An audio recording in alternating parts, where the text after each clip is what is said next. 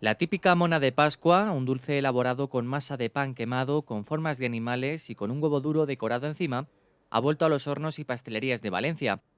La mona de Pascua es una tradición muy arraigada en las fiestas de Pascua de la Comunidad Valenciana. Es un ritual que pensemos, tú piensas que al final es volver un poquito a nuestra infancia y a la colla y volver al campo y comerte la mona en tu pueblo. Este año la campaña de la mona de Pascua se adelantó a la festividad de Fallas en la semana del 14 al 19 de marzo, cuando se empezó a comercializar este producto. Al no tener fallas, pues habían ganas de monas y lo hemos tenido que adelantar, pero bueno, bien, la verdad es que estamos ya inmersos en lo que es Pascua pura y dura. El sector de la pastelería mira con incertidumbre la campaña de este año, pero consideran que al ser un ritual tan arraigado, creen que tendrá nuevamente un filón de ventas.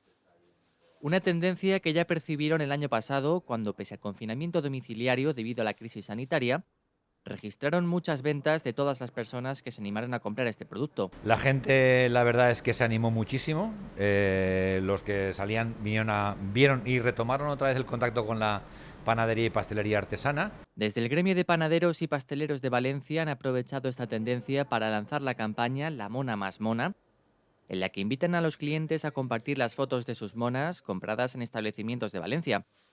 Las 10 mejores fotografías serán premiadas con lotes de productos.